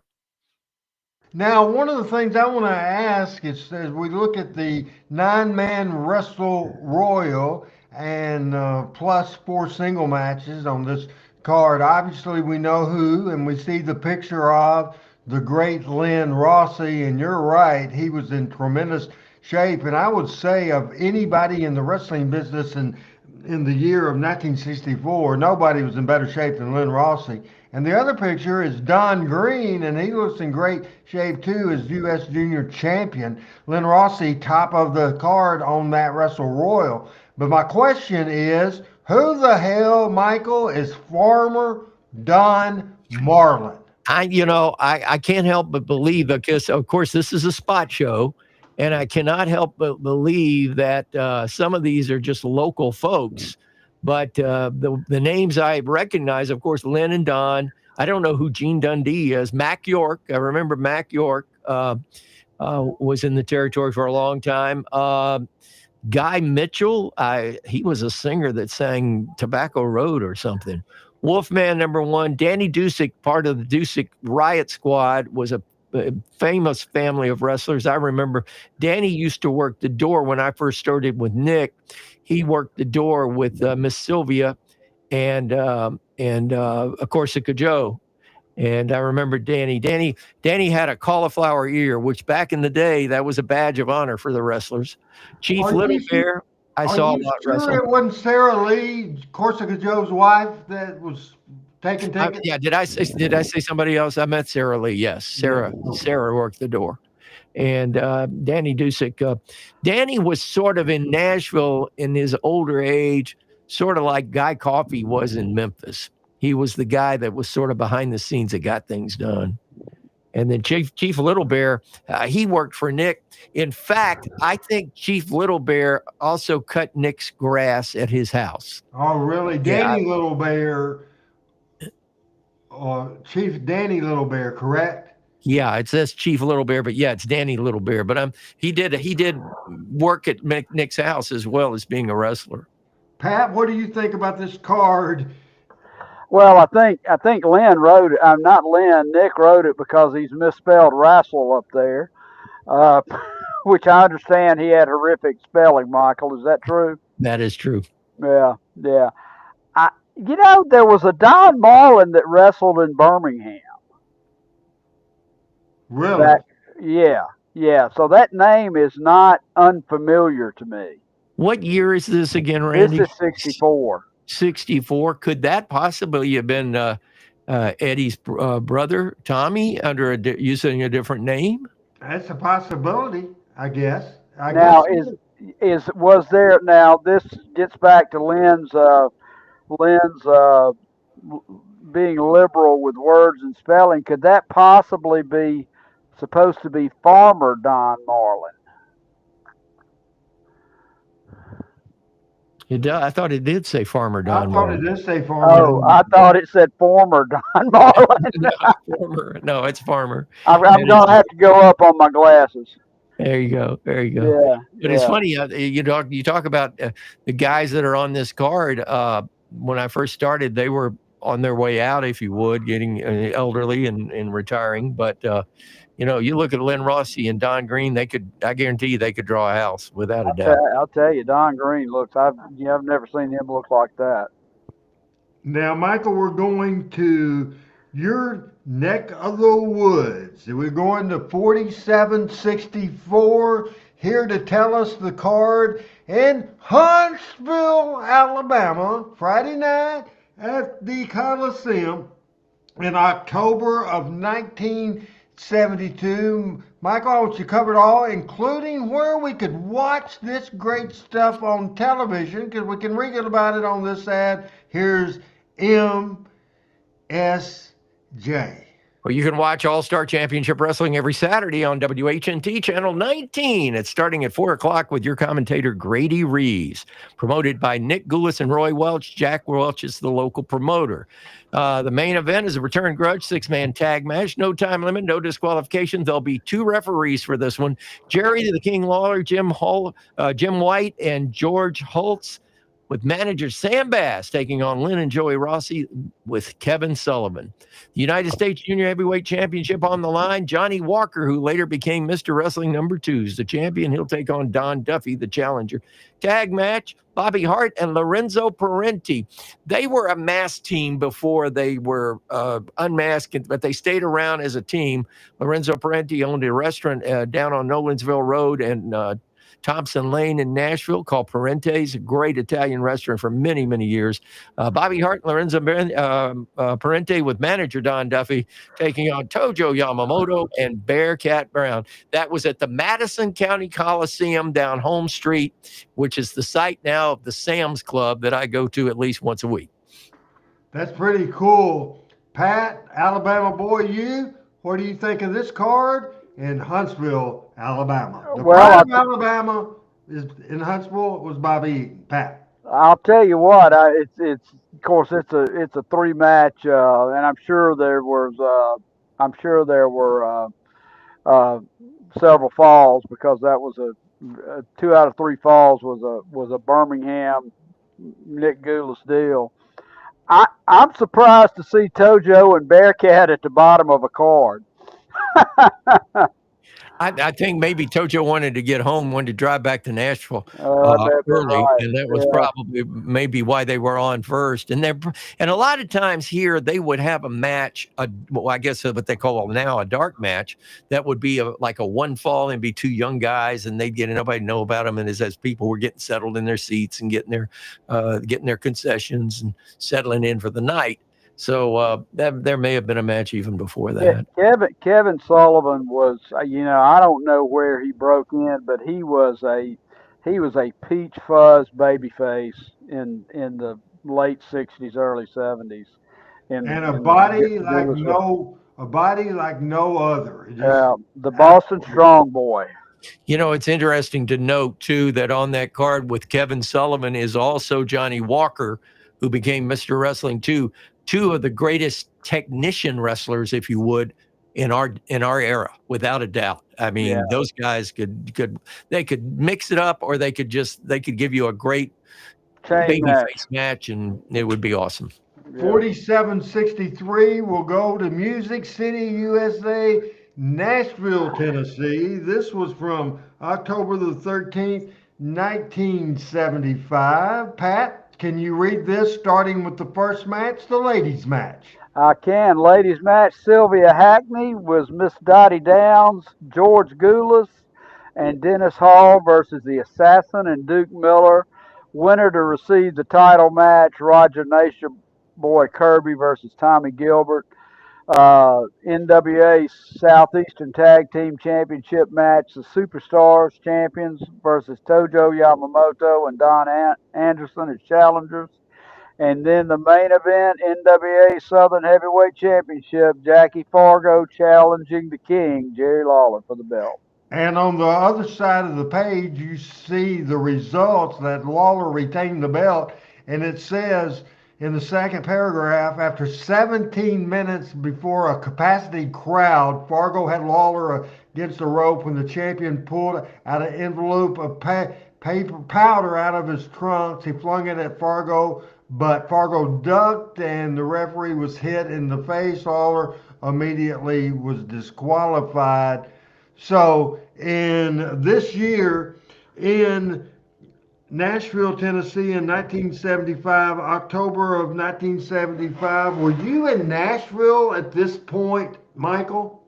Well, first of all, that was my birthday in 1975. I had been married for 9 months, and my wife was 7 months pregnant with my son, who was born on December 8th. And I was not at this match, but I remember this match, and I remember that actually I was in Birmingham at ERC at the time, but I remember this card in Nashville because we would go up for on my birthday. We would go to Nashville and celebrate my birthday on campus or around campus or whatever at a restaurant that I loved called Ireland's Restaurant, home of the steak and biscuits. Pat, that may throw a memory back your way. It does. But you get a plate of five biscuits with little steak patties inside of them, buttered biscuits with French fries on the top of it for $3.99. Oh my goodness, what a price as we travel to Louisville, Kentucky. And this is a hell of a card, Michael St. John, on October the 14th, 1974. Talk about the ticket prices and then go from the first match to this big main event, October 14th, 1974. Before the Louisville Gardens was named the Louisville Gardens, same building, it was called the Convention Center. Here's Michael. That's right. It was the Louisville Convention Center. The Louisville Jefferson County Convention Center became the Louisville Gardens after the Convention Center was built down further on Market Street. The ticket prices, no advancing prices, $4, $3.50, and $2.50. What is it for a WrestleMania? I think the cheapest ticket this year in Vegas for WrestleMania is $750 a ticket, I believe. It's an amazing price. But anyway, and by the way, wrestling in Louisville was on a couple of TV stations. They were on channel 32 Sunday at 4 o'clock, and they were on WDBB TV, channel 41, Saturday at 5. Opening match, triple mixed man midget tag team match. Tommy Gilbert, Eddie Marlin, and Little John the Midget against Sam Bass, Bill Costello, and Dirty Morgan. Bill Costello later was shot and killed in Nashville, Tennessee, on the streets of Nashville. Pile driver tag match. I'm sure they waived the pile driver immediate disqualification and suspension. The Bounty Hunters against George Goulas and Dennis Hall. As you could see, Dennis was trying to train George and work with George. That's who Nick originally had George paired up with during this time. Southern Tag Team Championship match, Tojo Yamamoto and Jerry Jarrett. They got the belts. They'll put them on the line against Al Green and Phil Hickerson, one of the greatest tag teams not to get the kudos they deserve from back in the day. In the main event, a return NWA World Heavyweight Championship match. Jerry the King Lawler going off after the strap, who was around the waist of the famous Jack Briscoe of the Briscoe brothers back in those, the original Briscoes back in those days, spelled different. Monday, October 14th at the Convention Center in Louisville, Kentucky. Don't miss it. Be there. Pat, I bet you'd have wanted to go to that card. I absolutely would want to see that card. I would love to see a Briscoe and Lawler match. James has an interesting question. Were there ever any midget championships? There was the midget world champion, and a lot of times it was either Cowboy Lane or Little Tokyo. Am I correct, Michael? You're right. You're right about that. As I'm looking at this, that card is loaded. I mean, really when you look at the talent on that card, Randy, I got to tell you, of all the cards we've put up here tonight, that card is loaded. And it's in the interesting thing about this. Did you notice the date? Very rare. Monday, October 14th. Yes. Monday and also, night in Louisville. Special date. And also the match times. And this was funny because when we showed the matches for Nashville at the Hippodrome, bell time was 8:30. Right. And the bell time in Louisville's 8 o'clock. That's sort of late to put a show on in this day and time. Absolutely. I remember in Jonesboro back in the day in the summertime, in the wintertime, we'd start at 8. In the summertime, they'd give it 15 minutes, 8:15, to give the farmers a little more time out in the field. We'll move to the next slide, which is staying in Louisville, Kentucky, but this is 1980 on Tuesday, October 14th. Want to run through this quick, and we'll go to Pat Trammell to read this card. Opening match, which would be a really good mid-up card match anywhere in the world. Robert Gibson versus Danny Davis. Special challenge match, Tojo Yamamoto versus Gypsy Joe. We have a midget match here, Butch Cassidy versus Chief Lone Eagle. 8-man tag, Jimmy Valiant, Handsome Jimmy, Tojo, Carl Fergie, and Robert Gibson against the Magnificent Zulu, Larry Latham, Danny Davis, and Gypsy Joe. Gypsy Joe, Danny Davis, and Tojo, and Robert Gibson are doing double duty. A Mid-America Heavyweight Championship match, Bobby Eaton versus Austin Idol, that I would have paid money to see that. And a Southern Heavyweight Championship match, Tommy Wildfire Ridge versus Superstar Bill Dundee. Hell of a card, too. Not as good as that 1974 card, Michael. I agree with you, but it's close. And when you look at that special challenge match with Tojo and Gypsy Joe, I think if I remember correctly, they were tag team partners and they had a little problem, and then they put a special match that was an added match to that. But again, Danny from Louisville, you got Larry Latham, who went on to be, of course, he was one of the Moondogs. Probably the best worker of all the Moondogs back in the day. Magnificent Zulu. I think he was in town for a cup of coffee. I don't think he was in very long, was he, Randy? He was a horrible worker, but he probably had more sellouts at the Mid-South Coliseum than anybody, including Jerry Lawler. Wow. He was just a monster guy, without a doubt. I have a question. Okay. Is Bobby Eaton the babyface in that match? Yes. Yeah. Okay. And at what point did Austin Idol become Austin Idol from Mike McCord? Do you remember? He was always Austin Idol here, and he came here in '79. Right. He was Austin Idol in he was Austin Idol in Atlanta as early as 1978. So come to me before we talk about the other card. Though one of the things that I want to say about the card is Adam said no Jerry Lawler on the card. That was in 1980, the card that we just saw, and so Jerry Lawler was out for a couple more months from the broken leg. So that's why Jerry Lawler wasn't on the card. Now, when I want to flash back, we're getting out of order a little bit. here, but that's okay. We're going, and I don't want the graphic up yet, but we're going to 1977. Remember, the Lawler Dundee feud ended earlier, at the end of September, start of October, and Lawler said he was retiring. He came back to the Mid-South Coliseum for a concert. Jimmy Valiant came out and busted a guitar over his head. That made Lawler unretire, and that's the card. On October 10th, 1977, Lawler had just been away for 3 or 4 weeks after the Lawler-Dundee feud where Lawler was a heel. The Broken Bottle by Valiant made him a babyface. It drew almost 6,800 people, 6,792. And here is Michael and Pat. They'll alternate matches here, starting with whoever that wants to. So it is 47-35.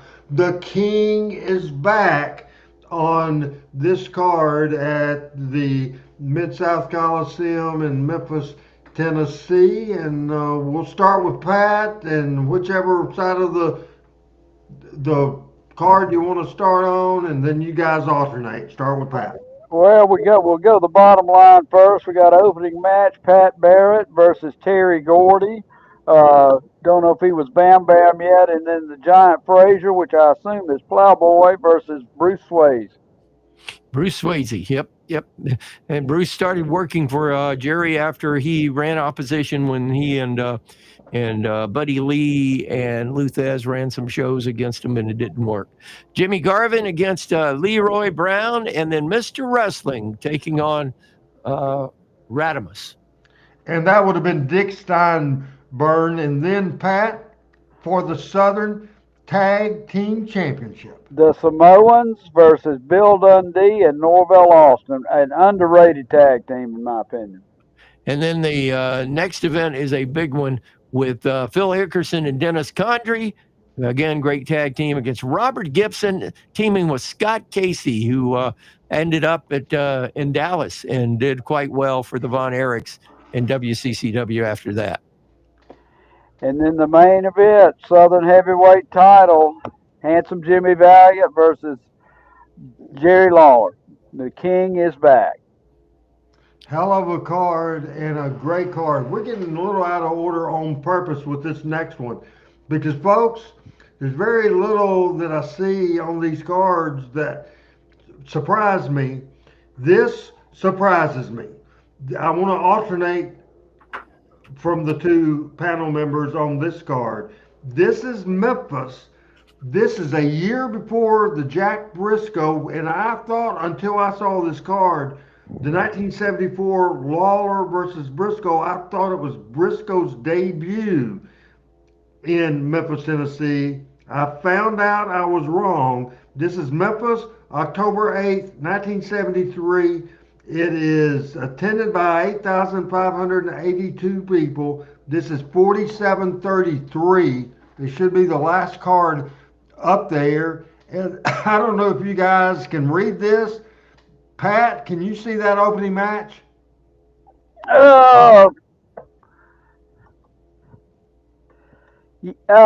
Yes, the tag battle of Fabulous Kangaroos with manager Sir Clements versus Bearcat Brown and Lorenzo Parente.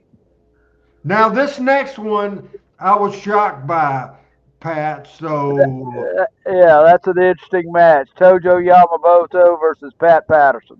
Is that the Pat Patterson that we knew from the NW or from the WWE, or was there another wrestler calling himself Pat Patterson? No, it's Pat Patterson. So it is the original Pat Patterson from San Francisco. Now, we will come back to that in a minute, but here I want you to remember Pat Patterson and who Pat was is in the second match, and at that time he was either wrestling in Los Angeles, wrestling for this senior, or wrestling for AWA. I don't know, but he flew in for a particular reason, and we'll get to that in a minute. And this next match is a Texas Tornado Death match, and Michael, I want you to read that.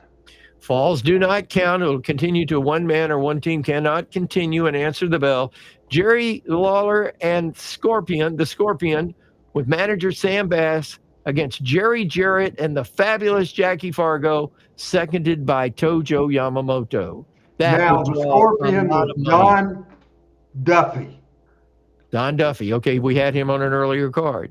Okay. Now, so that Texas Death Match, and Michael, go ahead and read the NWA Southern Tag Team Championship, and we'll tie it all together. All right, Eddie Barlin and Tommy Gilbert, tag champions, taking on Ron and Terry Garvin, with manager Jim Garvin, the tag challengers. That was very early in the Garvin's careers, I believe. Now, has 2 and 2 got in your head yet?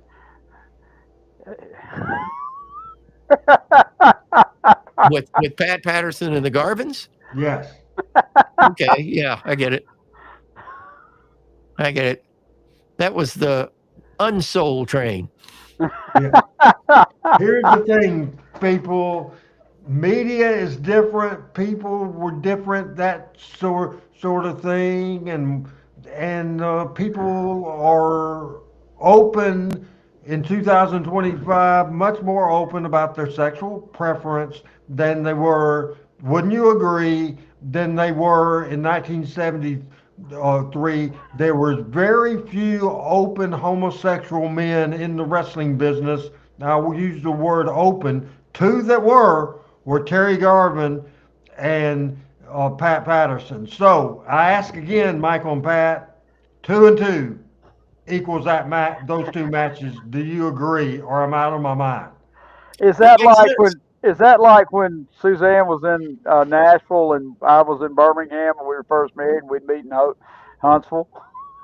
Is that what Not quite the same thing, Pat. I mean, you and Susan are, one's got outdoor plumbing and the other one's got indoor plumbing. Well, I know, but I mean, whatever it works. Yeah, but I think you're right, and Randy, you make a good point there in that it was much more it's much more commonplace to be known about now than it was back then, and that we're talking 50 years ago. So I mean, that I can see that. A World Heavyweight Championship match: Jack Briscoe, champion, against Lou Thez, the challenger. And Lou, at this point in time, probably 64, 65 years old. That's an interesting card to me. There's somebody better to put against Jack Briscoe on that card. Well, Thez had the name, though, Pat. I think that's probably, and I'm sure obviously Briscoe went over, but Thez had a name, and the one thing about Thez in this part of the country is we didn't see him a lot until his latter years. I mean, if you saw him once every 3 or 4 years, you were lucky. But then as he got older and after he, had relinquished the championship, then he ended up living in Nashville, and then we saw him a lot. But I heard a thing just the other day that Lou Thez and when he was the champion would cross swords with Sam Munchnick a lot. Because Thez was a shooter. He never said anything that you would ever think outside of the world of wrestling that it was all 100% up and up, and it was, and Lou Thez had a handshake the handshake would kill you, would make your blood pressure go up 10 points. But I think that Lou and I've heard this a couple of times, that Lou and Munchnick crossed hairs, and that's one of the reasons that the title came off of Lou when it did. Now, are you as surprised? Because again, I was mistakenly thinking that Jack Briscoe debuted in '74 in September, October with the famous, most successful money match up to that time in the history of Memphis, Jack Briscoe and Lawler. A year before that in Memphis, I saw this card, and usually I go in order. I wanted to save this to the last because this whole card is the 2 things that blew my mind. First of all, the Fabulous Kangaroos is a team, Michael and Pat, that drew money all over the world. That's right. All over the world. And Tojo against Pat Patterson, Lawler and the Scorpion. This is after Jim White. But now Lawler was not the single star. He was a heel tag team coming off of the Jerry Lawler and Sam Bass team, but the Scorpion, Don Duffy, was the partner, and sometimes it was Don Bass. That was a match, and it was a good match. Gilbert and Marlin in a Southern Tag Team title match against the Hills. Jarrett was building Ron and Terry Garvin, and then the main event, Jack Briscoe and Lou Thez. That's no personal issues at all. That's a classic all-timer world champion, Michael, against a new world champion that at the time was making his first appearance in Memphis. And for it to draw 8,582, and a year later, Lawler and Briscoe with raised prices just drew 8,800 people because I think that for the times, the tickets were just too high. But that card just fascinated me. Am I overreacting, or did that card surprise you guys too? We'll start with you first, Michael. I think it's a pretty eclectic card when you think about the cards that of the day. I mean, you had some new faces in new places kind of thing. But I think that proves the point that back in the day, the World Championship meant a lot to wrestling fans. And when the champion would come to town, they would come out to see the world champion. And with Thez, you had a history, you had a generation of history that people wanted to see Lou Thez. He was the golden guy. I mean, he was magic. He was the wrestler's wrestler. He was the best of the best. So you put him, you put the best of the best. You put Nick Saban in the ring against Kirby Smart, and you're going to draw people. And you know what I'm saying? And I'm putting a football analogy there, but you got Briscoe, who's the up-and-coming guy that's going to be one of the greatest champions of all time. And then you've got Lou, who was the greatest champion to that point of all time, going to bring money. All right, final segment, final few seconds, few minutes is what we'll take. Pat, I want to know, first of all, what plans you have coming up next week, and also, what did you learn today, and what hit you the most on Talking Memphis Wrestling today? Well, next week I may be back in Dallas on my mission, but we'll see. Actually, I've got to be in San Francisco next Thursday, I think. Is next week the end of the month? Yes. Halloween's next Friday. Yes, Thursday I've got to be in San Francisco. You know, are you going to be there on Halloween? Because if you are, you're going to see the ultimate trick or treat, but then that's 365 days a year in San Francisco. Well, that's true. I'll tell you what I learned today is I love these walks down through my really youth and sooner earlier. I mean, you could see, when I came of age watching wrestling, it was, Nick and Goulas and Welch in Birmingham, but I can see them on those earlier cards in the earlier to mid 60s before it kind of got to me. And really interesting stuff, and I agree with Michael. That last card was eclectic for sure. So, Michael, I'll ask you those two questions I just asked Pat Trammell. As Adam Dunn is in the Smoky Mountains, Michael, I will ask you, man, what do you have coming up for next week? What do you think? And also, what did you learn today on Talking Memphis Wrestling, the special edition, as we're here on Tuesday night? A lot of revelations about wrestling in the 70s and the early 80s that I was unaware of. And I think the point that Briscoe was in Memphis for a show with Lou was surprising because I did not realize that. As far as my plans, I have now been barred. I've gone to my lone college football game in person with my grandson, and my wife said, "You're not going to pay those ticket prices again." And what were they? I paid $125 a seat, and it was at Vanderbilt. And welcome to my world. You wanted to be good, be in good cost. Well, and that's I mean, and that's why I brought up the wrestling, the wrestling shows now. That if I don't have a backstage pass or a free ticket, it's hard to go. I don't see how a lot of families are able to go to a lot of events in this day and time. It's beyond me, but And I guess that's the way of the future. But when you look at a wrestling card, and that's probably one of the things I learned the most about tonight, looking at those prices for tickets. There was one card we showed, all tickets were $1. Yes. $1 will not get you a candy bar. I bought a bag of, in fact, Joshua had him when he was in here, a bag of Lay's barbecue potato chips today at a Circle K, regular size snack bag, $2.99. You are kidding me. No. I mean, I buy my icy. I get my icy at Circle K or at Murphy's, and I have a loyalty card. I get it for 99 cents. That's the cheapest thing you can buy. But anyway, I that's off the subject. But the fact of the matter is that you go to a wrestling show today, be prepared to pay to see the stars. I went to Sonic today because my Uber driving had to end because of a situation I already talked to Pat about, not car trouble this time. But I knew I had to come home and wouldn't get out. And so I didn't have anything to drink at home. So I got me 4 Route 44 sweet teas with peach. 4 Route 44 sweet teas with peach.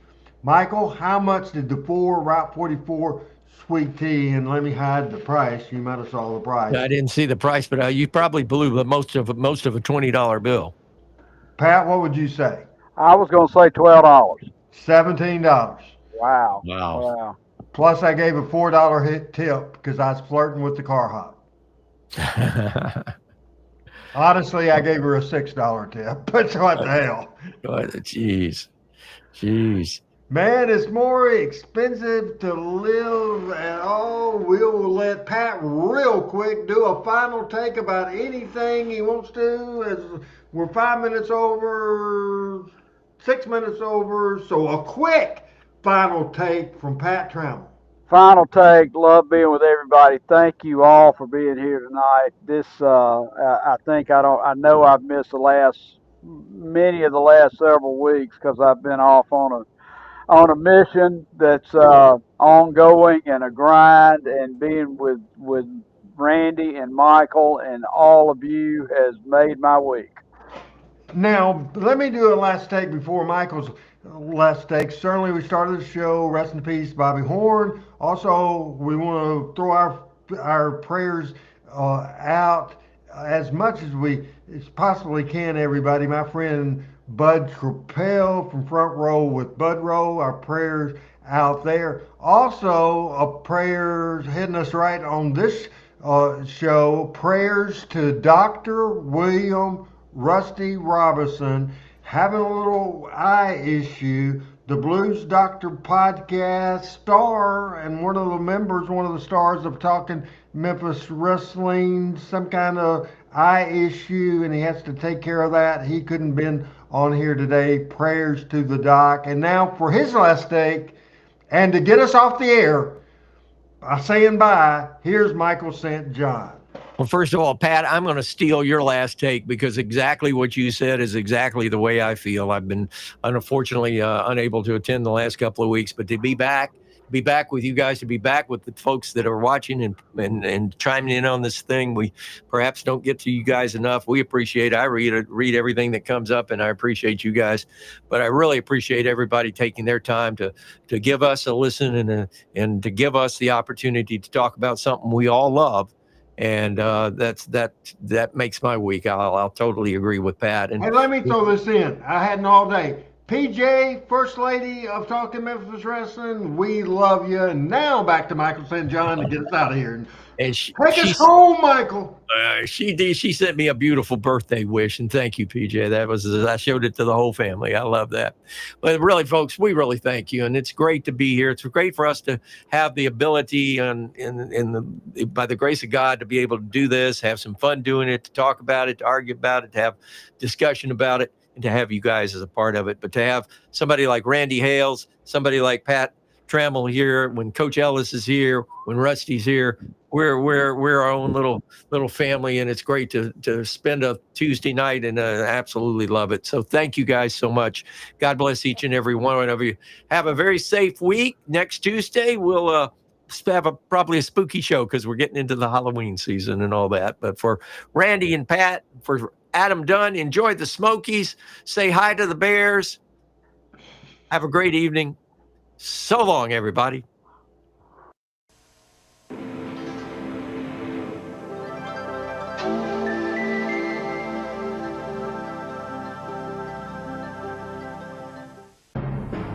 Talking Memphis Wrestling with Randy Hales is now streaming live on Fun Media at fun927.com and is always on Facebook, YouTube, X, Twitch, and at tv5wrestling.com.